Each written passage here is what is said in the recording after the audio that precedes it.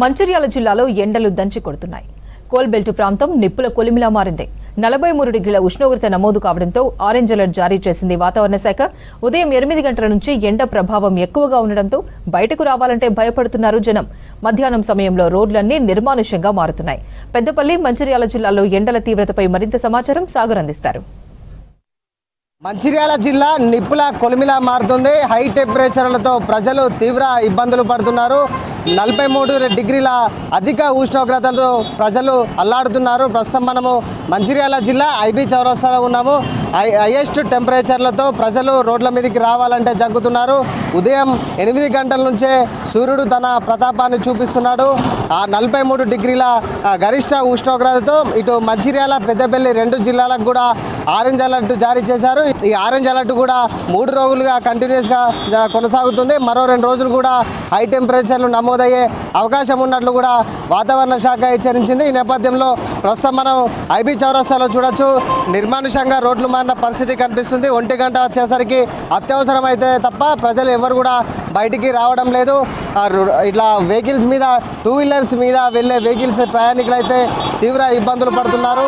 ఎందుకంటే ఉష్ణోగ్రత మొత్తం కూడా ఇటు చెవులకి, చెంపలకి కొట్టడంతో మొత్తం టవల్స్ కావచ్చు, కర్చీఫ్లు కావచ్చు, క్యాప్స్ ధరించి డ్రైవింగ్ చేస్తున్న పరిస్థితి కనిపిస్తుంది. ప్రతి ఒక్క వెహికల్లో కూడా ప్రతి ఒక్క డ్రైవర్ కావచ్చు, లోపల ఉన్న ప్రయాణికులు కావచ్చు, ప్రతి ఒక్కరు కర్చీఫ్లు తలకు చుట్టుకొని ఉష్ణోగ్రత నుంచి కాపాడుకునే ప్రయత్నం చేస్తున్నారు. గత 3 రోజులుగా కంటిన్యూస్గా ఇదే టెంపరేచర్ మంచిర్యాల, ఇటు పెద్దపల్లి జిల్లాలో కొనసాగుతుంది. ముఖ్యంగా ఎవరైతే చిన్నపిల్లలు, వృద్ధులు ఉంటారో వారందరూ కూడా తగిన జాగ్రత్తలు తీసుకోవాలని చెప్పేసి వైద్యులు అయితే కోరుతున్నారు. ముఖ్యంగా చిన్నపిల్లలను బయట ఆడుకోనియకుండా, ఎండలో ఆడుకోనియకుండా చూసుకోవాలి.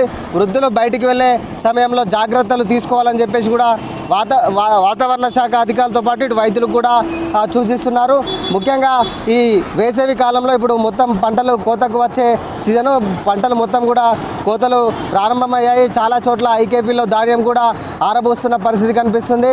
ముఖ్యంగా రైతులు ఎవరైతే ఉంటారో రైతులందరూ కూడా పంట పొలాలకు వెళ్ళేటప్పుడు టవల్స్ కావచ్చు, కర్చీఫ్లు కావచ్చు, సన్ గ్లాసెస్ కావచ్చు, ఇవైతే ప్రత్యేకించి ధరించాలని కూడా చెప్తున్నారు. ముఖ్యంగా హార్వెస్టర్స్, వరి కోత సమయంలో హార్వెస్టర్స్, అదేవిధంగా వాళ్ళ డ్రైవర్స్ ఎవరైతే ఉంటారో వాళ్ళందరూ కూడా తగు జాగ్రత్తలు పాటించాలని చెప్తున్నారు.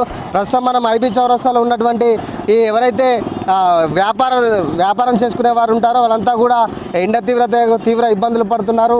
స్టాల్స్ లాగా, గొడుగుల్లాగా ఏర్పాటు చేసుకొని ఎండ వేడిమికి భరించలేక ఇటు రోడ్డు వేడికి ఇబ్బందులు అయితే పడుతున్న పరిస్థితి కనిపిస్తుంది. దాదాపు ఈ కోల్బెల్ట్ ప్రాంతంలో మొత్తం కూడా హై టెంపరేచర్లు ప్రతిసారి ఎక్కువగా నమోదవుతాయి. ఈ నేపథ్యంలో ఒకసారి అడుగుదాం, ఎట్లా టెంపరేచర్ ఎట్లా ఉన్నాయి, మనతో పాటు ఎట్లా ఉన్నాయి, ఎండలు ఎట్లా ఉన్నాయి? ఎండలు అబ్బా బాగున్నాయి ఈ సంవత్సరం ఎండలు. ఎక్కడి నుంచి వస్తారు? మా ఇక్కడనే గుడిపేట నుంచి వస్తున్నా. ఎండలు బాగున్నాయి. మే నెలలో ఎట్లుండనో ఎండలు ఇప్పుడు అట్లున్నాయి. చాలా ఎండలు ఉన్నాయి. బండి మీద రాగా ఎట్లున్నది? ఇట్లా అడలు కొడతానికి హెల్మెట్ ఉన్నది కాబట్టి కొద్దిగా ఏర్పడతలేదు. హెల్మెట్ లేని వాళ్ళకైతే బాగా ఇబ్బంది అవుతుంది. అందరు జాగ్రత్తగా ఉండాలి, కొద్దిగా ఎండకు తిరగద్దు. అంటే ఏం పనికి వెళ్తారు మరి? ఎండలు బాగున్నాయా? ఏమైనా అత్యవసరం పని ఉంటేనే వెళ్తారా? ఇట్లా మేము పని మీదనే వెళ్ళినాం గుడిపేటకు. ఇక లోకల్నే ఉంటాం కానీ గుడిపేటకు పోయేస్తున్నా. కొద్దిగా ఇంపార్టెంట్ పని ఉన్నది.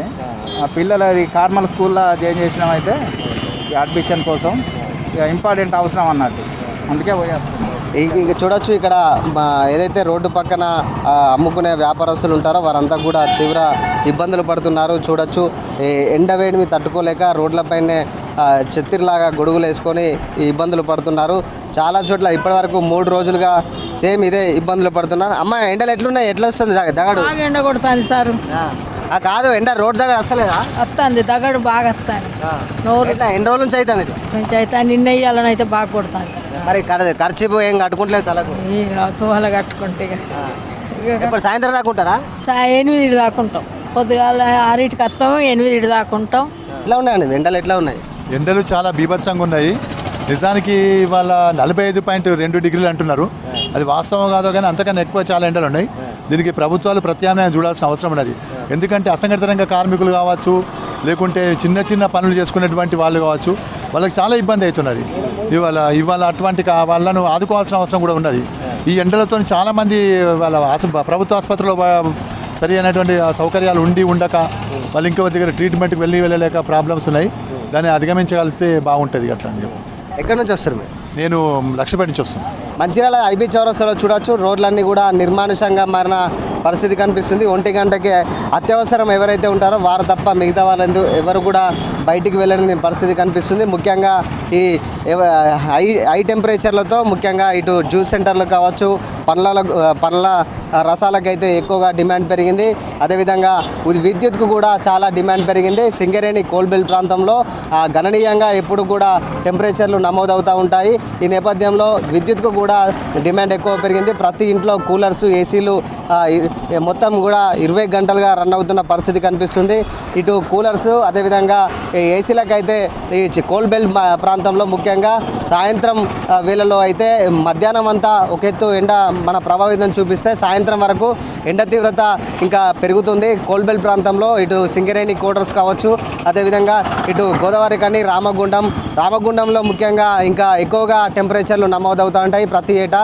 ఎందుకంటే అక్కడ ఎన్టీపీసీ పవర్ ప్లాంట్ అదేవిధంగా ఆర్ఎఫ్సిఎల్ లాంటి ప్రధానమైనటువంటి కంపెనీస్ ఉన్న నేపథ్యంలో ఇక్కడ టెంపరేచర్ ప్రతిసారి ఎక్కువగా ఉంటుంది. ఇది మొత్తంగా ఇటు మంచిర్యాల పెద్దపల్లి జిల్లాలో హై టెంపరేచర్కి సంబంధించిన పూర్తి అప్డేట్. కెమెరా పర్సన్ రవితో సాగర్, V6 మంచిర్యాల నుంచి.